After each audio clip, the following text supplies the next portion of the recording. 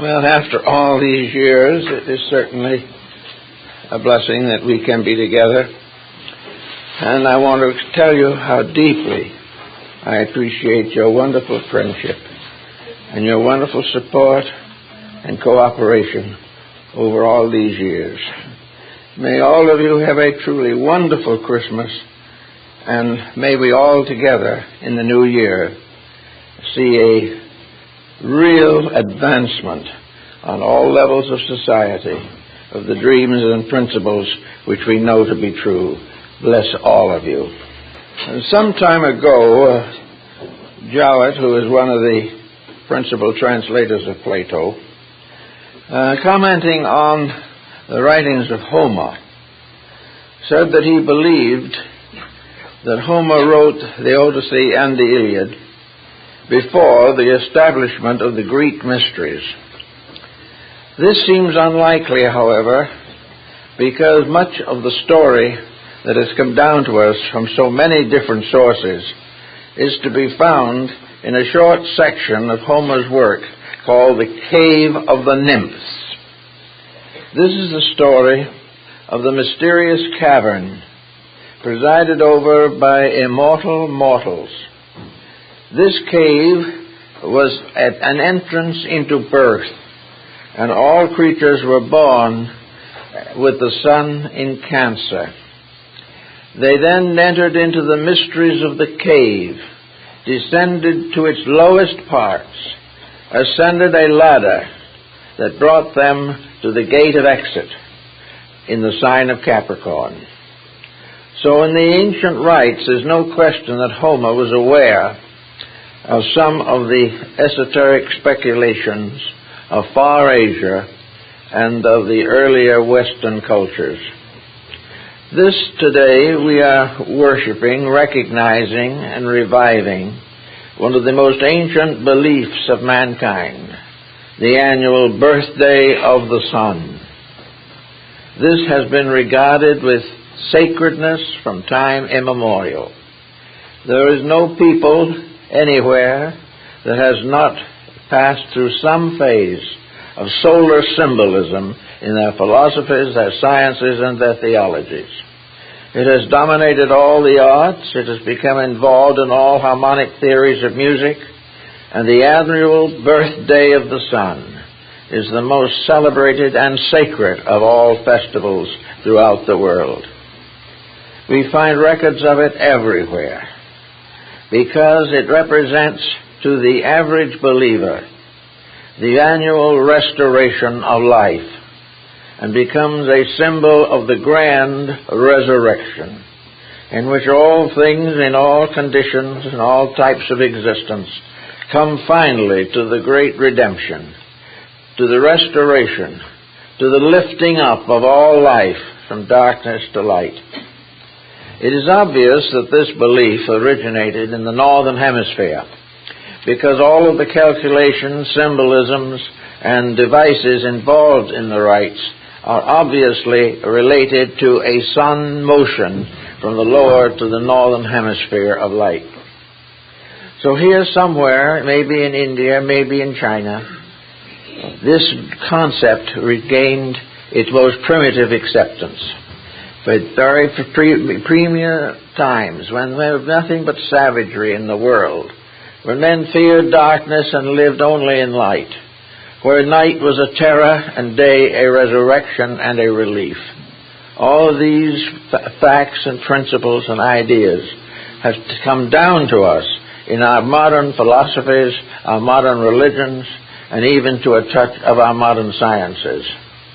Because so much of knowledge has been based upon an astronomical mystery, the mystery of the calendar, the mystery of time and of days, the cycles of years, the feasts and various rituals attendant upon various seasons of the year, the harvest, the planting.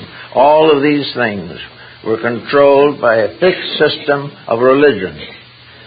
All the good things of earth come from one good thing, which is life itself.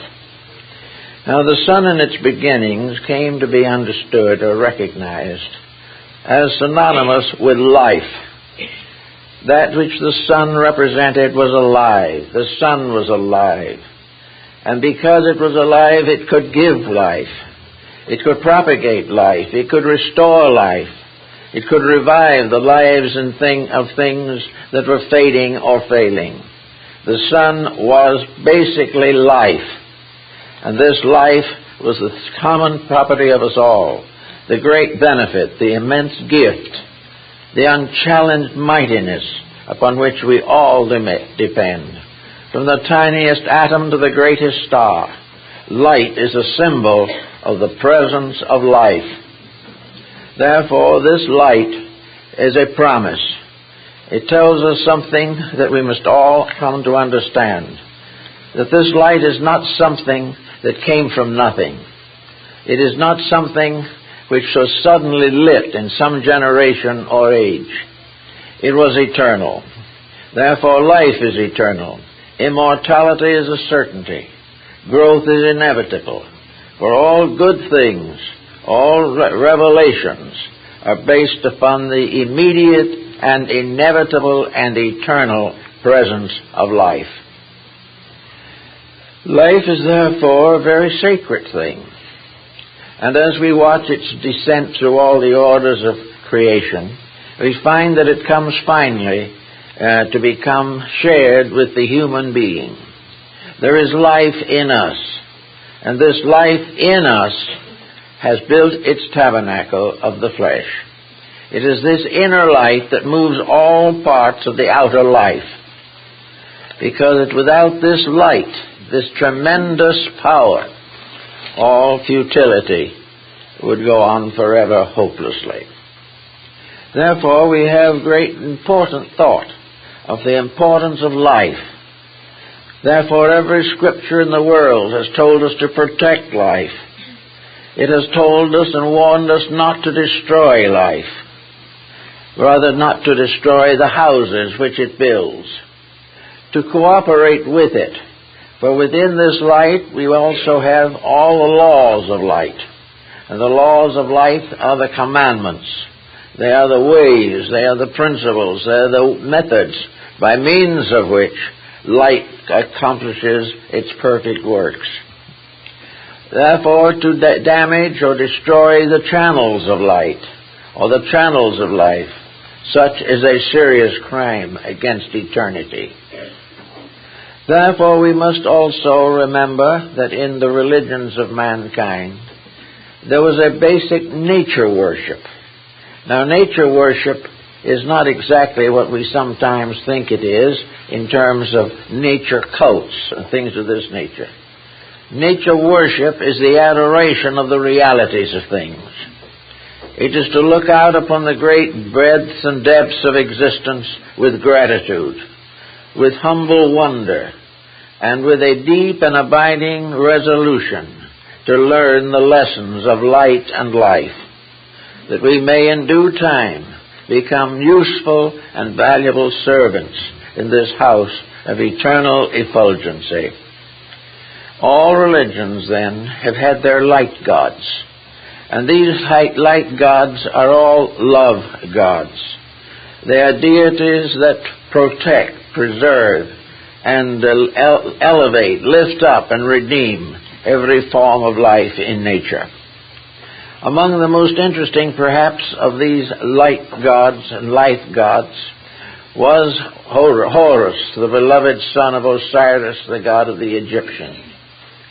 The story of the rites of the Egyptian mysteries, the story is so similar to our own that it does not pay us to overlook it, because it also contains certain secrets, as these are set forth in the ancient rites and rituals of the rites of Memphis.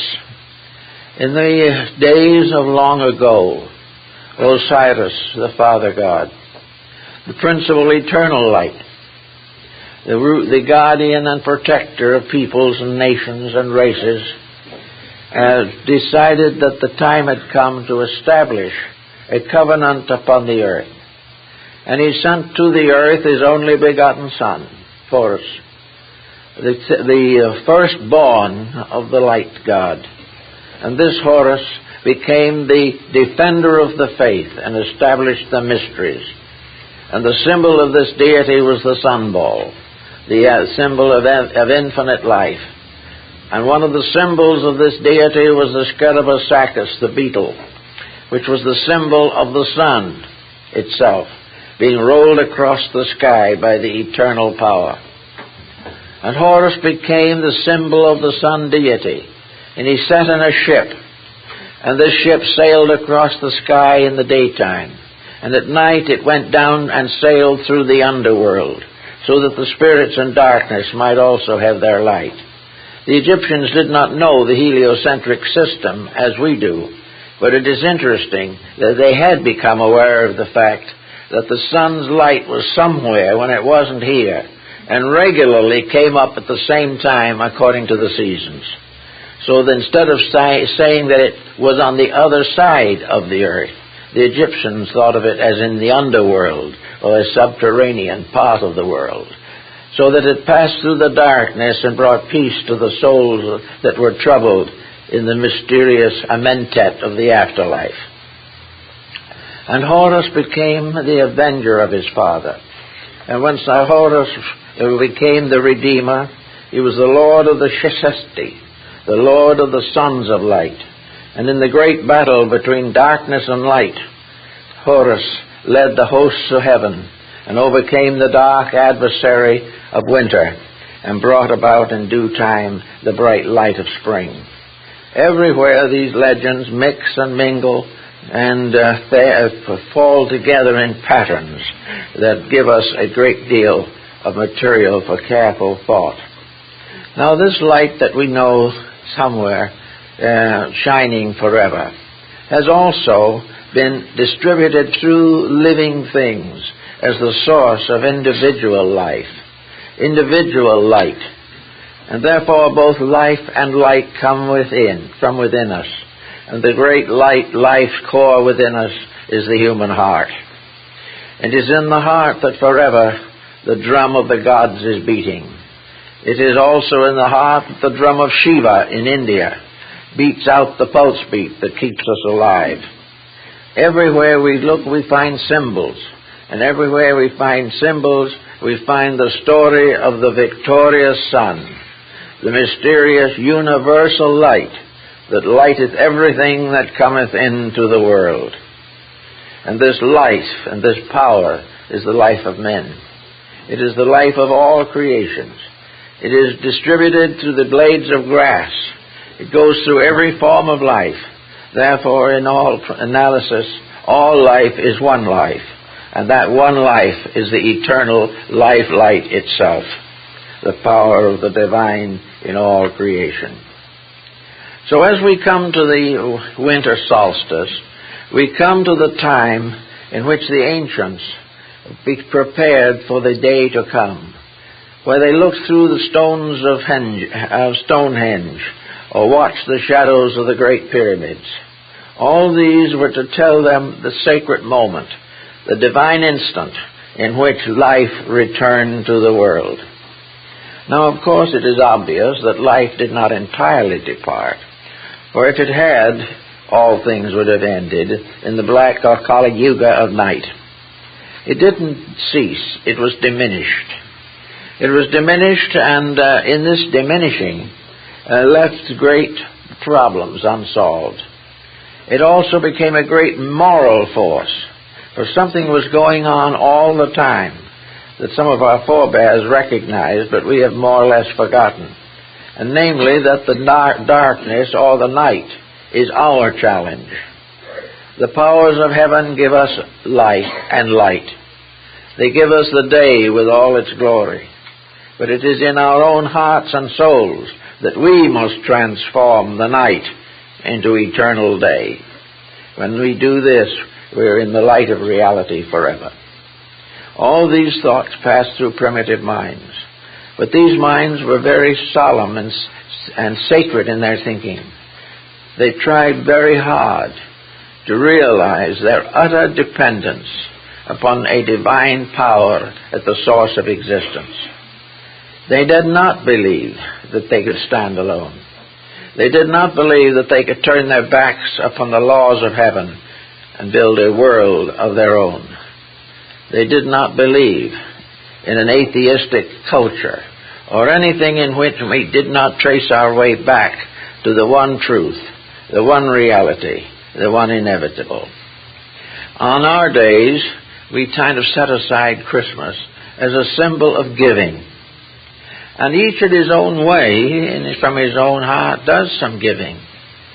The gift of heaven is interpreted in our human lives by the gifts of kindness, by thoughtfulness, by compassion, and by a sharing for a moment some of the realities that have come to our own observation. We find, therefore, the symbol of generosity, and the generosity is the sharing, finally, of life, the sharing of light, the sharing of truth. The greatest gift that we can give to any living thing is a share of the reality that abides within ourselves. So in the old days and so forth and so on, the giving of Christmas, which became identified with St. Nicholas of Myra, was a universal mystery. Christmas was sacred, giving was sacred, sharing was sacred, long before Christianity began. But they did take this, as Irenaeus tells us, and they took the older symbolism and Christianized it. They explained that in reality, the ancient peoples were, in a sense, Christian people. They had the same teaching, the same essential reality, but they did not call it by the same name. They invented diverse symbols to represent the same truth that was to come to the world at the beginning of the Christian era. And so we have today the descent of the Christmas spirit by means of a psychological, astronomical theology, the symbol of the zodiac, the planets, and the great clock of eternity. If then we view it in this particular way, we will have some new thinking to do that will be valuable and useful to us. To the ancients, the great mysteries were birth and death. Birth was a coming forth into the obvious. Birth was an embodiment of an eternal life that existed both embodied and unembodied. Birth was a coming into manifestation of invisible principles and powers. Birth was a great and wonderful miracle which the wisest could study and the simplest could comprehend. It was something that was a constant manifestation of unknown realities. Even today, we have no full understanding of the mystery of a life coming into embodiment. We know its physical processes. We can analyze and time the various steps of the procedure. But how it starts in the very beginning, what is the mysterious flash of divine power that in some way comes forth out of the unknown? It is not in the bodies of the parents, it is not in the body of the child, but it is in the body of God. And all creatures, the parents and the child, are in the body of God. It is one mystery specialized in one of the great events of existence, the mystery of birth. And in this birth, the light of heaven begins to shine through. Many mothers have seen it in the eyes of their babies. We see it also as we go along. We see that the child is born closer to God than we are. We realize that its thoughts and its ideals and dreams are very wonderful, if fanciful, and in a strange way more practical than ours, and that in our process of trying to help this child to become part of society, we in a way diminish the eternity of it and limit it into the concepts of our own life way.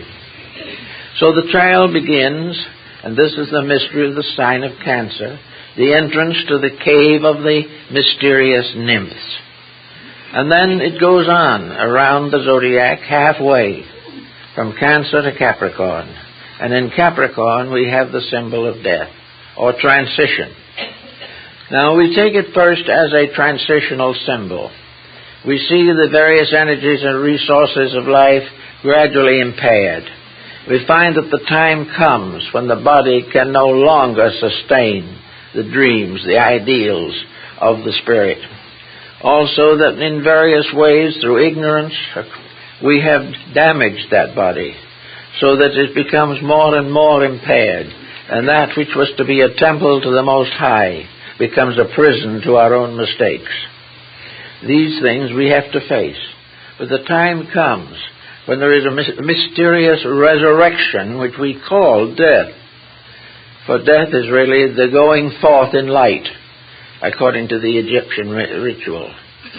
To come forth by day is to come forth out of the darkness of our own limitations into the light of eternal truth. And beyond the grave, according to the Greeks, the Egyptians, the Persians, and the Chinese, there was not darkness, but light. All the darkness that there is here. And we immediately depart from it and come forth into the fullness. We come forth into the radiance of the celestial sun. So the Egyptians believed that what we call the Book of the Dead is really a misnomer. And the great Egyptologists of the modern world, like Budge, are aware that it is a misnomer. For the name of this sacred ritual, as performed in the rites of the Egyptians of the Osirian recension, is the Book of the Coming Forth by Day. And I know I talked to Dr. Budge, Sr., in Chicago years ago when we were discussing the story of the Book of the Dead.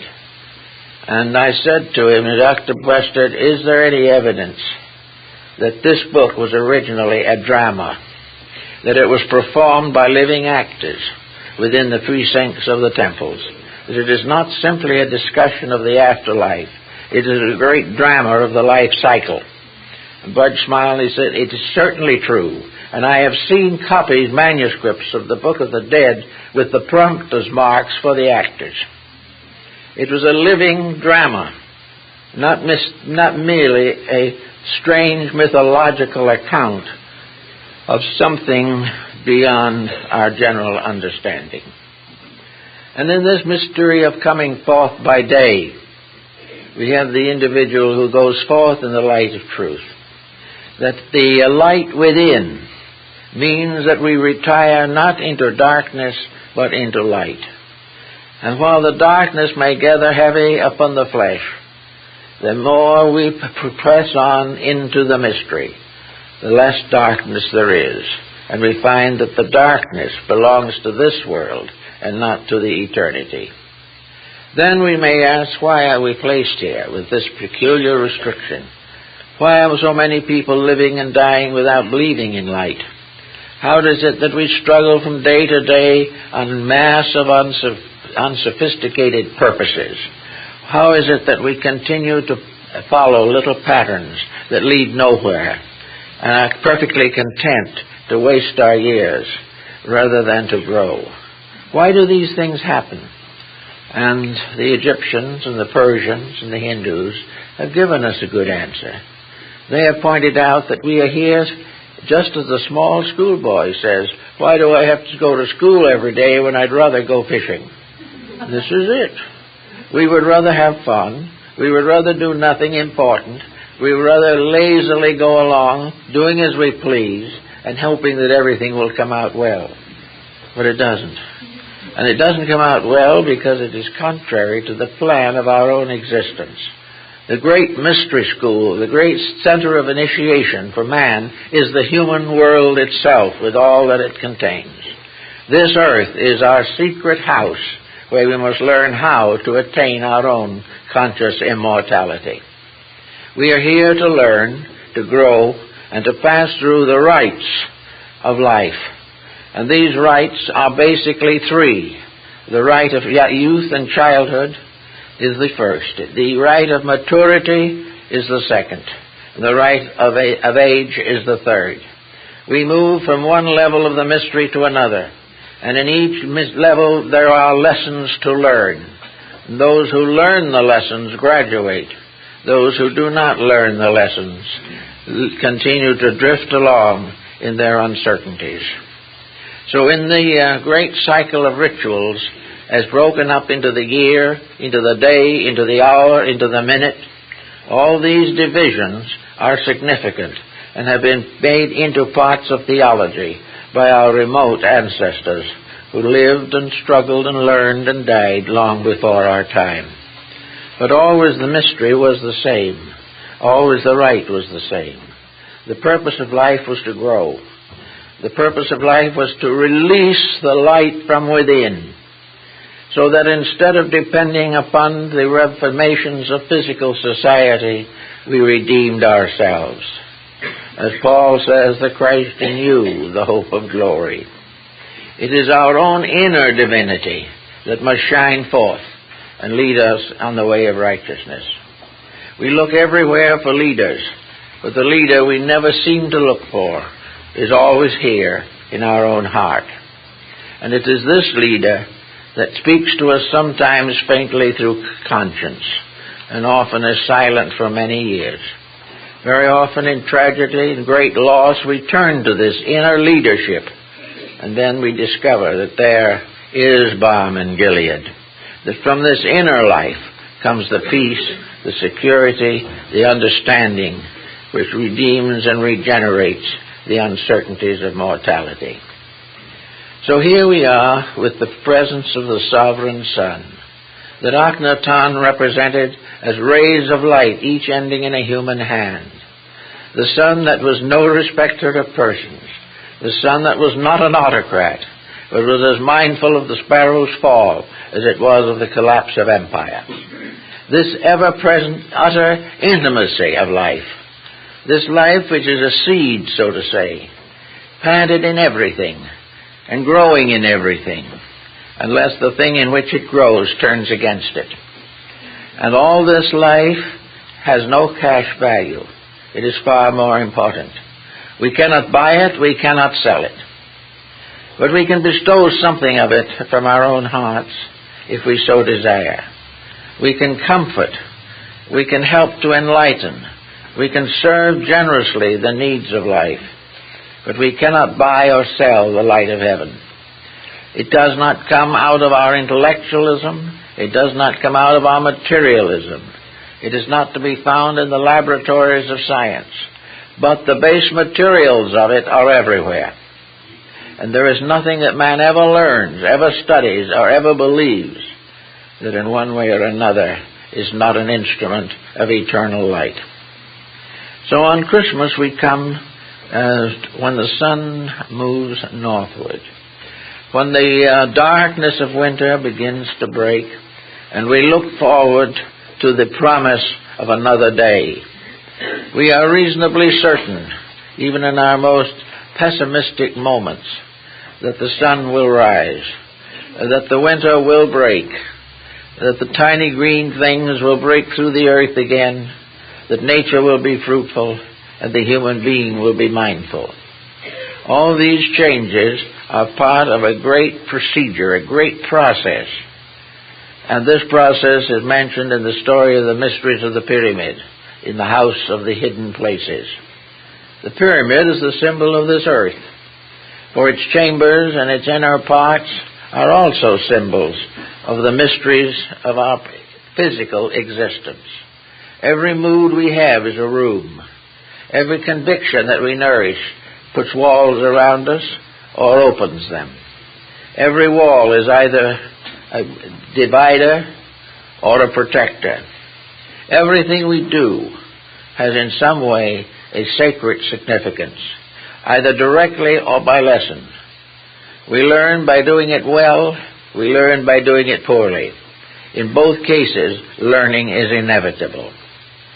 So as we stand now on the dawn of a very difficult age, a time in which most of our hopes are clouded by the uncertainties that are occurring, when it's sometimes very difficult to keep faith with providence, to keep our hearts and minds dedicated to those values which are so necessary. In these days, to understand the mystery of the annual birth of the sun, it seems to be especially important. In a few days now, the sun will move northward. When it does so, it will give us the promise of another year. We will make our mistakes, but the grass will grow. We can make all the mistakes we want, but the birds will sing. And we will also make terrible times, but little lives will come into birth through us. Everywhere the great plan goes on, and the human being either forwards it or detracts from its fulfillment. But no matter what we do, good, bad, or indifferent, the great plan goes on. It is larger and deeper and more mysterious than any obstacle that we can build against it. It goes on fulfilling itself.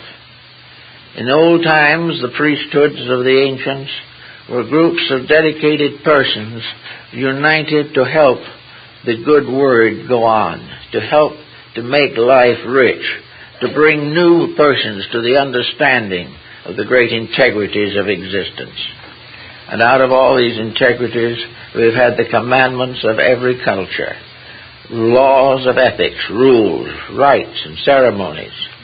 And in ancient times, people were a little bit intimidated because they were told that if they broke these rules, they would suffer. Now, the suffering usually consisted in being rejected by their fellow citizens, but this was not the real meaning of it, or the significance of it. Those who break the rules suffer because they have broken the rules. They suffer because it is inevitable that when we are not consistent with the laws of that light in which we exist, when we cut it off, when we turn our backs to it, when we deny it, or try to corrupt and pervert it into some selfish purpose of our own, then we bring down the strange power that changes the light, as Bailey says, into a consuming fire. Therefore, light is the basis of our growth, and fire is the basis of our purification, as the alchemist pointed out. Every day we are here. We are being tested, not by some arbitrary power, but by our own needs. Within ourselves there are hungers, there are pains, there are mistakes that we constantly suffer from. We wish we didn't make them, but we do.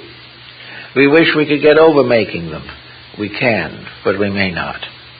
Actually, the whole of our existence is a great initiation ritual.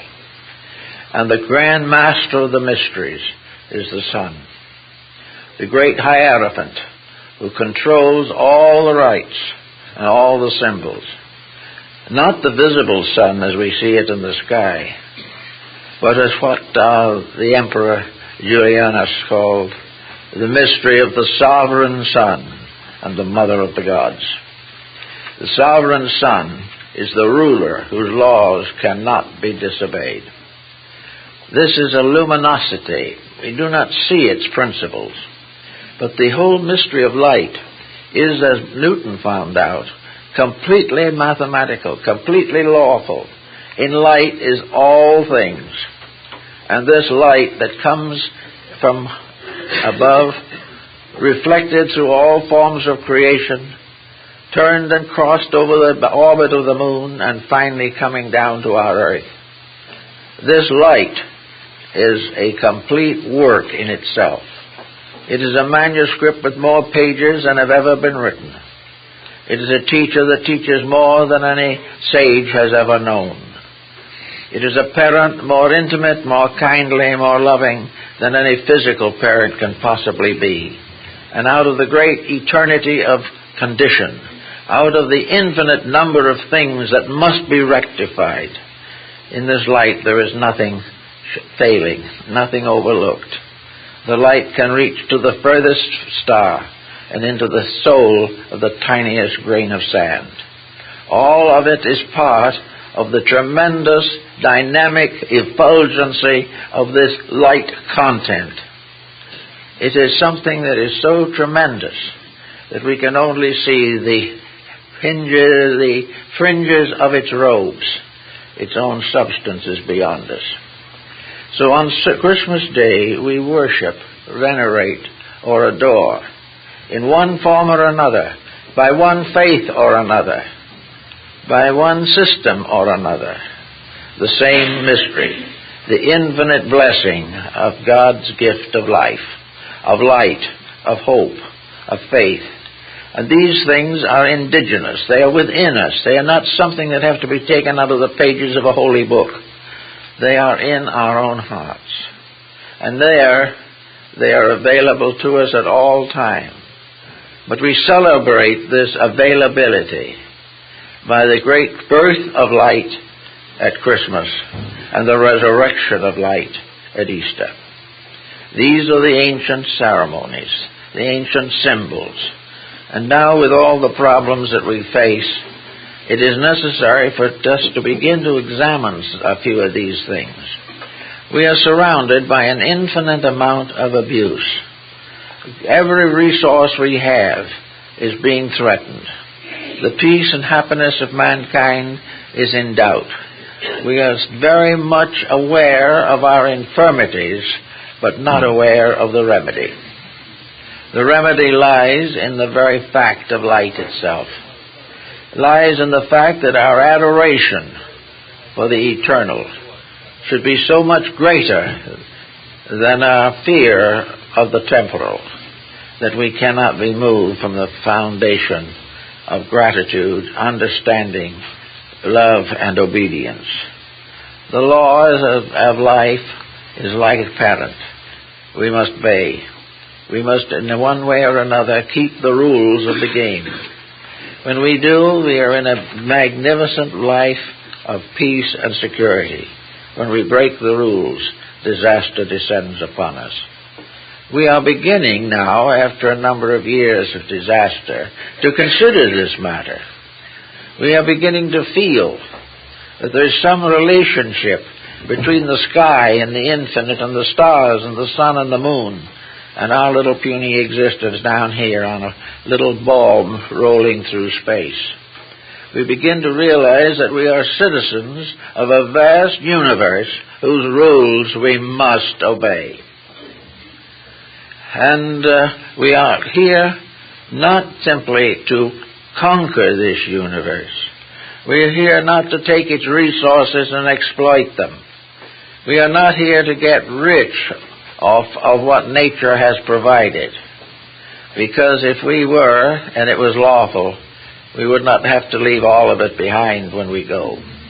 We can only take with us that which we have achieved in union with life itself.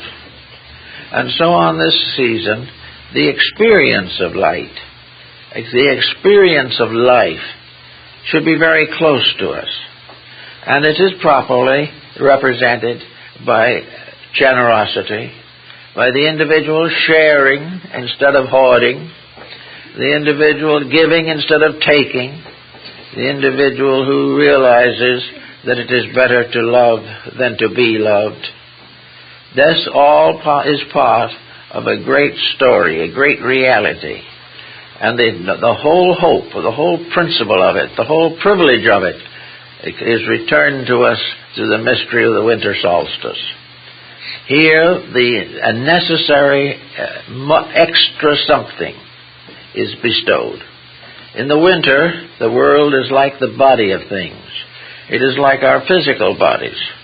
In the darkness of winter, the bodies become objects of fear, the objects of abuse, the objects of terror, and crime stalks the darkness. In the light, however, the body becomes a symbol of radiance and luminosity. If we are limited to the body, we dwell in night. If we sustain our realities and survive the mysteries of our problems, then we ascend from body into unity with life itself. There is only one life. Therefore, there can be only one creature. And all the infinite diversities that we know, from the greatest to the smallest, are parts of one eternal family. A family that is forever here. A family in which we can have good relations or bad relations according to our own conduct. This is a family which we have not yet discovered to be a brotherhood or a sisterhood. We are not sure that those far away understand us, and probably they don't. But it is also true that the law says they must, and we must. There is no end to problem, no solution to the mystery of existence, except the restoration of the unity of life and the realization of the oneness of all created things. This means that all our natural resources must be used lovingly and unselfishly, that we are not permitted by nature to amass anything that is destructive to another person, that we are not allowed to be selfish with impunity. Everywhere we turn, the law works, and the law is love. And without that law, the great realities can never be revealed to us. We will invent many things and abuse them because we have no love. We will do much in research into the depths of nature, but it will be for profit and not for principle, and all will fail. Every device that we invent as a commodity, a convenience, or a new revelation of skills will remain a danger, a hazard, and a constant problem until it is used as the eternal demands that it be used. We cannot use it any other way and survive. And we have to do the same thing with our own lives. If we maintain our grudges and antagonisms, if we find a certain satisfaction in hurting the feelings of others, if we blame others for all our troubles and all our misfortunes, and pass on to other public officials answers that we must find for ourselves, these can continue to be a problem. We cannot be saved by government, but we can gradually restore the government of the eternal over the temporal. We can restore the government of light. And Timur Shah, the great Muslim conqueror, whom we know as Tamerlane, when he became master of the world at his time, he called in his sage and his astronomer and said, I want you to design for me a government based entirely upon the government of the heavens. I want to have a cabinet. I want to have a solar system of leaders. I want constellations of technicians and of skilled people. I want everything there is in the solar system set forth as a department of human society. It was a great challenge, but there was something in it that probably even Tamerlane did not understand. But the mysterious dark sage who he communicated with set him up a pattern that did survive for some time. A pattern based upon the fact that all parts of a solar system or all parts of a government must be united in a common purpose, and that all of the different branches must be equally enlightened, equally dedicated, and equally desirous of sharing all that is necessary for the common good. This was a great idea and a great challenge, but it comes back to us today. We are gradually, in spite of ourselves, deciding to return the world to its creator. We cannot handle the situation. We were never intended to.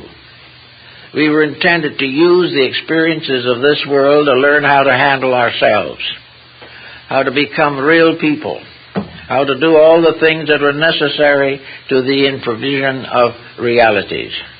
And in failing to do this, we have come in time to a grave difficulty.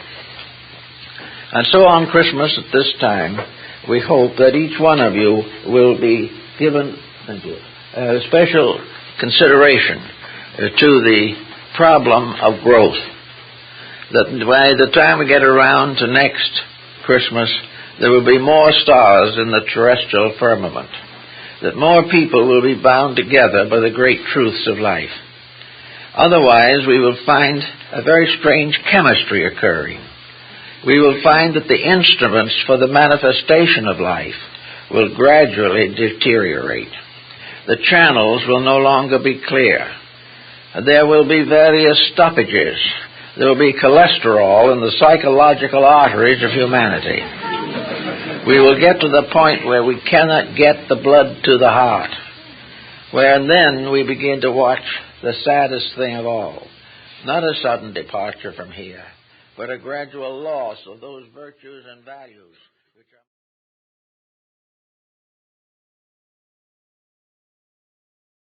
This coming year, you will help the sun in its northward journey to be supported so that each day of the month, as it moves toward the winter solstice, each one of us will have a little more contribution to make. We will not be satisfied simply to take sunbaths or take a vacation in a present climate. We will not be happy to allow the sun simply to shine on us while we do nothing. We will rather realize that our purpose is to have the sun shine not on us, but through us, to all that is necessary, to all that is vital, to all that is valuable to the common good. So to grow up each year with the sun is very important, so that each year we become a little wiser, a little happier, and a little stronger, and more inclined to offer thanks and our various offerings to the sovereign sun. And then when we come finally to the summer solstice, and it begins to fade again, then we suddenly have another descriptive thought. As the sun slowly fades into the winter, it leaves us standing on our own feet. As it grows less day by day, we must supplement this loss through our own insights. If it is possible to recognize that in winter people who are poverty-stricken need help in the form of clothing and food because the seasons are too inclement. In the same way, the soul, functioning in its own needs, requires a little more of our giving when the great sovereignty of the sun fades a little from us. It is as though we were growing into maturity, and little by little the parents who guarded us fade away. And as they become less and less capable of guiding and guarding, then we must take over ourselves, take care of our own destinies, and guard and guide those who have loved us. Everything is a sharing, and every year is an opportunity to grow enough to share a little more, to do something better about all these things, rather than to simply drift along from day to day in our old ways. It seems, therefore, that somewhere along the way, we're going to have to get a new theology, in a sense, based upon the interpretation of the vast theology of existence itself. We have created all kinds of religions. Some are good, some are not quite so good. All are mostly sincere, there's no question about it. But there's something that they sort of set them apart. Theology was a branch of learning, to be listed with medicine or art or literature or law. Theology was a separate thing, to build a separate doctrine or a separate integrity to guide people through the years of life. There was nothing essentially wrong with it. The difficulty with it was it gradually crystallized. It gradually came into a state in which the acceptance of the theology was what helped. And this is not true. It is the living of it. It is the exploring of it. It is the divine examination of all these different values. And the real purpose of theology is to form a ladder up which man can step rung by rung until he can come face to face with reality itself. So in the course of time, this theological structure has lost its vitality. It has lost the realization that it was a science of salvation, not merely a series of beliefs. And that when two or more religions lock in some kind of horrible animosity, each one claiming to be more kindly than the other, and committing every conceivable crime in the name of the God of love, if this type of thing happens, gradually little people, ordinary folks, are going to begin to see through the situation. They're going to realize more and more that these great formal structures are crystallized into patterns. Some of these patterns are good. There's no reason why we shouldn't follow the faith of our fathers if we're so inclined.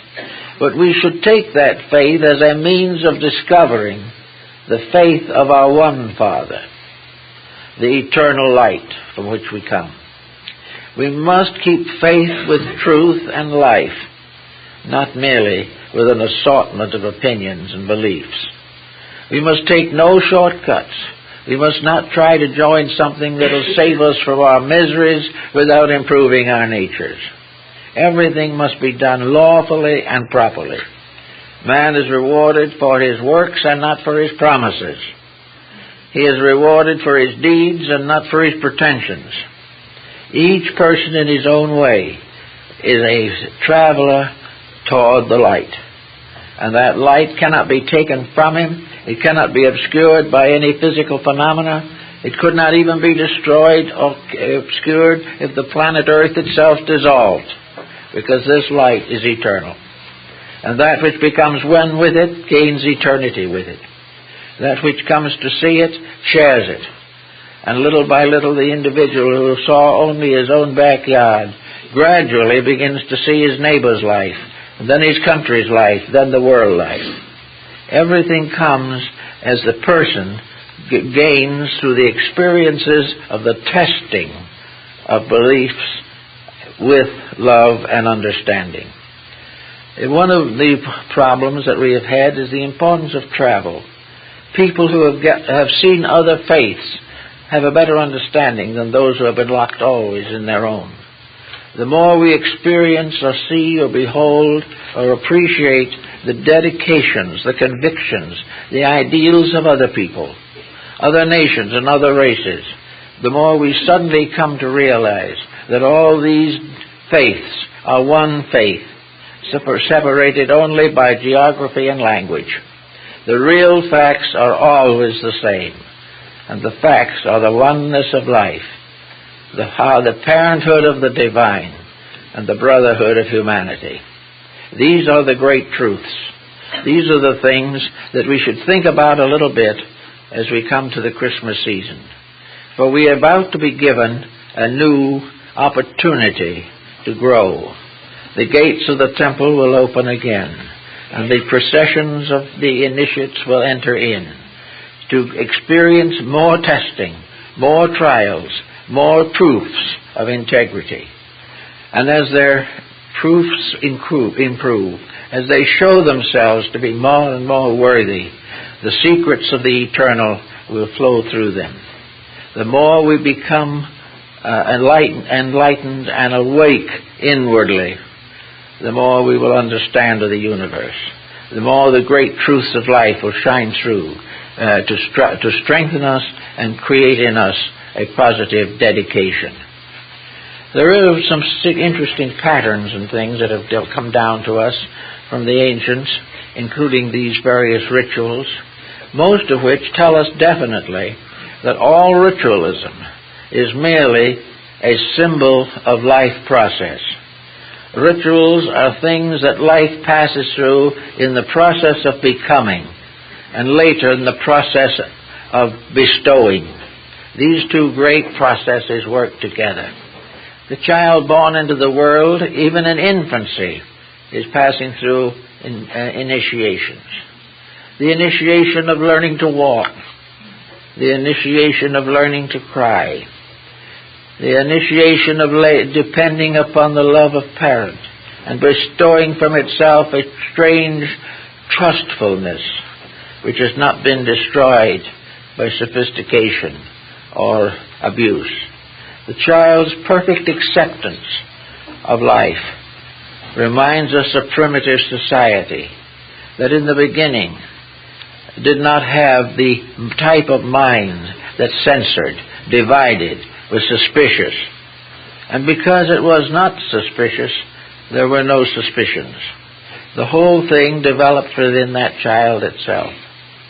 Then came the second initiation into the mysteries, and that was growth.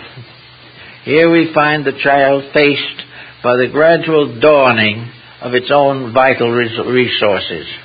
Here we find the child going to school, facing education, facing the various dangers and hazards of gradual acceptance into physical society. Here the child passes through so-called childhood diseases, and most people have them philosophically and religiously also. Strange diseases of uncertainty, disappointment, disillusionment, discouragement, and antagonism of religious conflicts.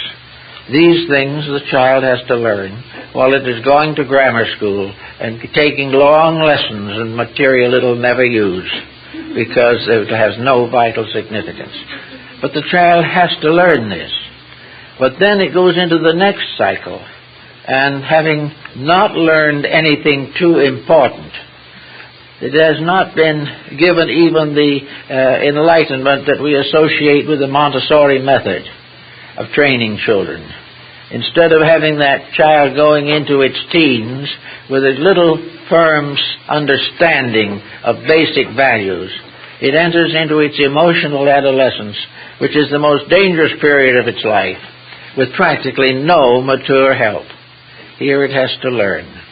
Here it has to pass through all kinds of experiences, some of them very trying, which can gradually become tragic, as we find with young people of today, who have to enter this period without any help, with very little understanding and very little preparation.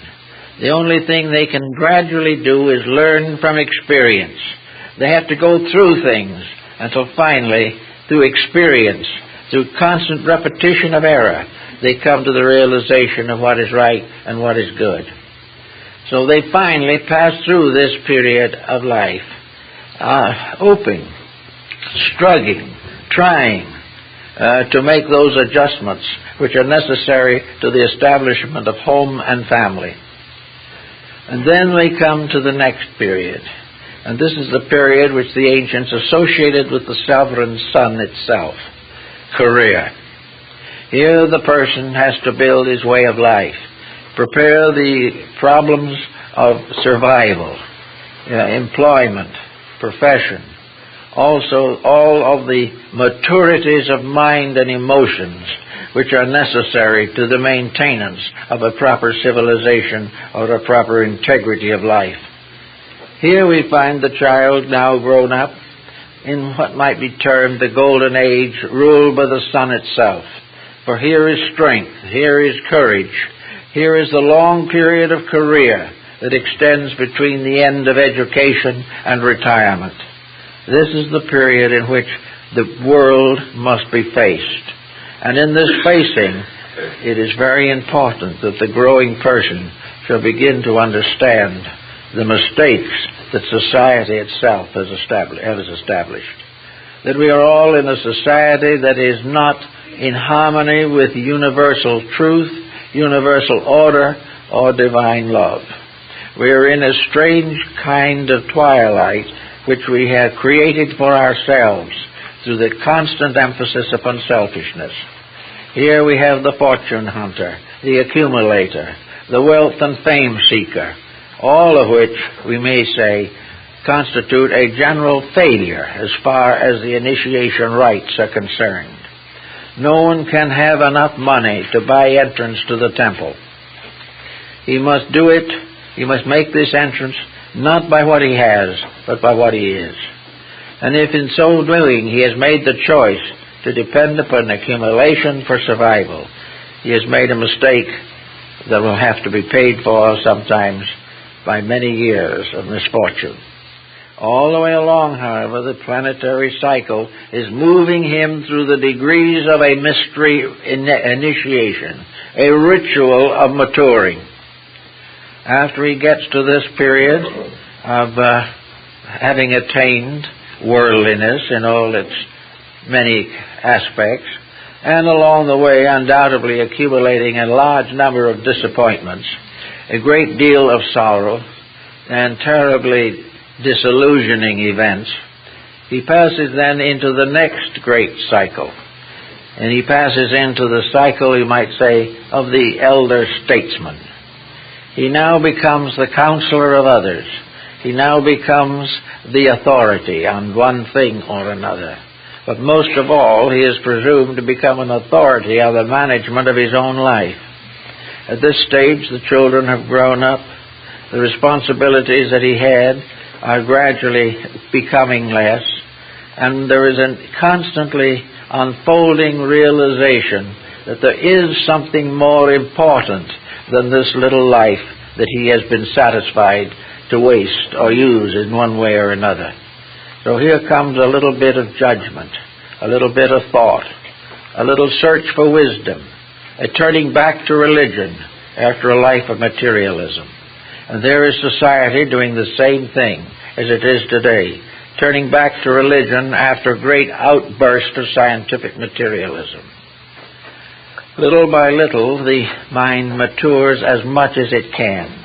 It benefits to whatever measure it can benefit from the experiences of life. But along the way, it has failed largely to accumulate the various details of procedure which would have made it easier. There has been no definite study, no definite consideration until the emergency arose. I remember an emergency of this kind that came to my attention many years ago. A young man in his early 40s, with a beautiful family, all the physical needs of life, a workable profession that was honorable and sufficient, dying. I was with him when he passed. He was a complete materialist. So he said, before he went, so we had a little talk, and when we finished the talk, he died. But he said, why have I no faith? I need faith, but I haven't got it. I don't know what to do. I don't know why I exist. I don't know where I'm going. I'm leaving everything that's dear and near to me. I want to see my children grow up. I want to see my wife happy. But now it's all taken away. There's nothing, and I don't know why. Now, for a man to graduate from a great university, have a successful business and a happy home, and be unable to answer any of those questions is an indictment of our society. It is something that is almost incomprehensible, that a person can be called educated and be profoundly ignorant about all the personal values of life. How can a person who knows, as we all know, that we must leave this world, make no preparation for the journey? So before he passed, I said maybe the last words of Socrates would be of some consolation to you. Socrates, after he drank the hemlock, turned for his last words with his disciples. And he said, don't weep for me. Don't mourn me. Don't be sorry for me. Be rather sorry for those who stay behind. But this, I tell you, of all my life, I will look for the answers. I want to know more. I want to understand better. I want to see more clearly. And in a few minutes, I'm going to leave here. And there's only one of two things that can happen. Either I will go to sleep and never wake again, and there will be no Socrates, and no vestige of him, or no end product of him. He will cease completely and entirely. If that is the case, I have no further worry, for I will not exist to worry at all. The other possibility is that when I go forth, I'm not going to cease. Rather, I am going to come into the presence of many mysteries that I cannot solve in this life. If I do not perish, then I will know I am immortal. If I have a survival and a part of a universe of unknown and invisible principles after death, probably I will understand some of them. Therefore, I will either cease, or I will go forth to know the answers to the questions I have sought all my life in this world. Well, I told the young man that, and he kind of held my hand for a minute. He says, I think I understand. And he went. So this is the type of problem that we should think about perhaps at this season of the year. We should think about the creation of a way of life, which is a dedication of the Christian spirit. We are told clearly that the gift of life is the gift of God. We are told clearly that love took flesh and dwelt among us for the redemption of all that lived. These things are parts of faith that sometimes are closer to children than they are to the adult. But in any event, we are celebrating today the annual birthday of the Divine Son, whether it is spelled with an S-U-N or an S-O-N. It becomes the symbol of infinite life, infinite light, and infinite love. Therefore, this is a very important day. It's not much use for us to go out and make resolutions, because we'll break them in a few days. But we can begin to understand, not placing a penalty upon ourselves, but allowing the self within us to grow a little, to begin to open up, simply because our thoughts are more generous and more kindly, and that we are beginning to realize that happiness is not something we can gain by direct effort. Happiness is a byproduct. It comes as the result of doing things right, living and thinking and loving and hoping in harmony with the divine purpose of things. We live in a universe that is completely lawful. And that law is not only a code of conduct, it is the security of an infinite love. Law is a discipline given to the universe that it may fulfill its proper destiny.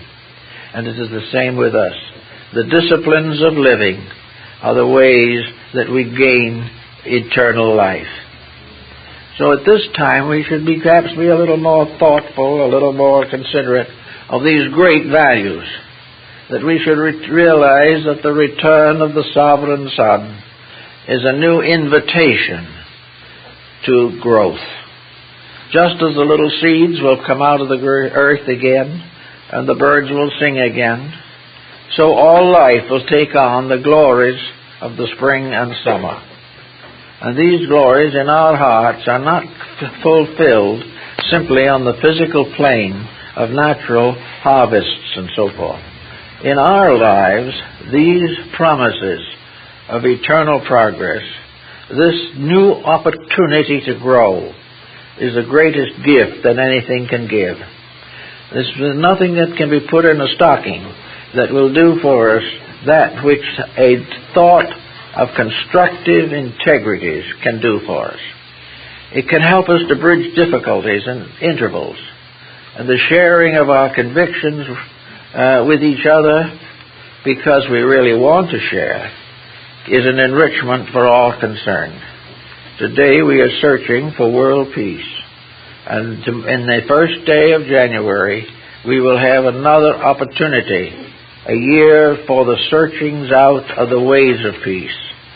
The beginning, even today before Christmas, we are beginning at this instant a new opportunity to preserve all the values that are necessary to the survival of our personal lives and the nation to which we belong. It is all a matter of consecrations, a matter of not being consecrated to some code of our own. That has been our trouble. We have built little mountains of our own convictions. We have decided in our own way, with very arbitrary purposes, what we're going to do and how we're going to think and what's going to happen. This is not it. This is the opportunity that we have to allow ourselves to experience the will of life itself, experience the purpose for which we are intended, and not the purposes that we try to create for ourselves. Every one of us is part of an eternal atom. Every one of us is in some way related to everything else that exists. We are all one great, wonderful being under one eternal power.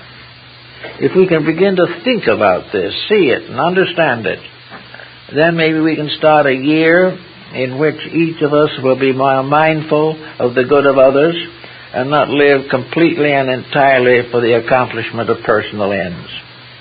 There is the personal which will go down to the darkness with us.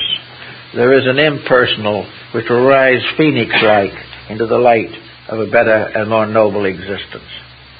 Not only are we thinking now of our own present time, but the future that lies ahead. We came into this world with uncertain destinies because of our own natures. We brought with us a load of unfinished business, most of which, unfortunately, was not entirely happy. We come here to pay our debts, but also to receive our rewards. There is no such a thing as nothing but punishment. Somewhere along the line we did something right in the past, therefore something good happens now. But there is inconsistency, uncertainty in our way of life. It is therefore very important for us to begin to live better now, because we have to live with ourselves as long as individuality remains, which is quite a time yet. So we have to be true to ourselves now to be able to live with ourselves later. And the more that we build into our consciousness of that which is right and true and beautiful and useful, the better the future will be. So on Christmas today, and the Christmas day, the little man with the red coat and the white whiskers comes to a kind of happy reminder. Perhaps this little man with the red suit and the white whiskers is also an extended symbol of the sun that is going to bring us another year of joys. It's going to come from the North Pole, which is pretty good astronomy at that. Very much. For in the old systems, the wheel of the zodiac was placed with Capricorn at the midheaven and Cancer at the nadir. Therefore, the little man that comes from the far north can be a symbol of the earth deity of the ancient Egyptians, a little rotund creature that brought the toys to children, because the Egyptians also celebrated Christmas, and they did it as we did, with little stone dolls and little toys and gifts and little presents of clothing and jewelry and things.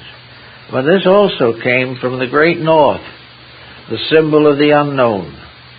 The inclination of the plumed helmet of Osiris was the inclination of the Earth's axis, exactly as we know it today.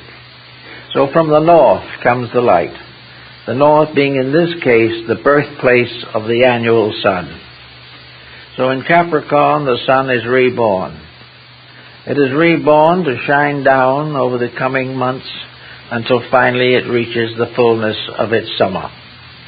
Then it begins to retire because it has left behind all that is necessary for the next step in human life, and that is man taking care of himself. Now, how does he do this? A farmer can tell you. When the seasons are right, he plants his grain. When the grain is ripe, he puts the seed away for the next harvest. Then he takes and stores away the food for the winter. Every prudent person is storing something for the winter, because he does not wish to consider that he has been improvident. So the individual who stores up his own integrities, who has lived a little better during the year, who has done a little good to others, has put away something for the winter. So that as the light of the common sun is dimmed, the light in our own hearts grows brighter, and we can definitely see and experience the inner light. This the Egyptians also believed. For they believed that when Horus was not visible in the great ship of the sun, he was still there. And the Puleus, in his Metamorphosis, the great story of his initiation rite, as translated by Taylor and several others now.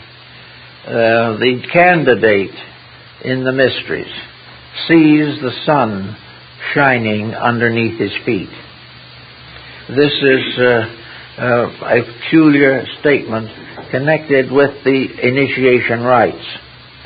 But because he has been taken in darkness from the outside world to the darkness of the inner world, but he sees even in the darkness of the inner world that the light is shining beneath his feet. That is, the light is shining from the earth when it is not shining from the heavens. And therefore it is shining from man when it is not shining from nature. And man becomes the sun, and becomes the sovereign sun himself. And by his own light brings nourishment, life, hope, happiness, growth, security to his own kind. In winter, the individual has his chance to do things. Instead of being required to wait or to hope, or just simply through laziness to consider that he will be taken care of, he comes to a season when he must take care of himself. And the world today is in that season. A season in which we can no longer depend upon the errors of others, or no longer depend upon the corruptions of codes. The light has become a little dim for us now. We are in a winter of our discontent. And in this particular season, the sun, psychologically, is obscured. The sun has gone its eternal way. And we must take over the holding of the light until the next winter solstice. The period from the summer solstice to the winter solstice becomes our responsibility. It is harvesting and conserving and preserving, and the process is represented by the constellation of Virgo with a sheaf of grain, which is a symbol of putting the harvest away. In the spring, heaven bestows. In the fall, man conserves. Little by little, the whole astronomical universe breaks down into a morality that has the most perfect evidence that we can have. The only evidence, really. Everything else is conjecture, except that the sun rises, and that also that spring comes. All things that are immovable and eternal and inevitable have to become the basis of the building of a useful philosophy of life. If we do not build upon that kind of a foundation, we are in serious trouble. So I'd like to think as the term, as the sun moves northward, that we will all move with it to become parts, cooperative parts, so that out of our own hearts, rays of that sun will shine upon a world that is beginning to awaken from the sleep of materiality and to come again into the light of the love of God. Thank you very much.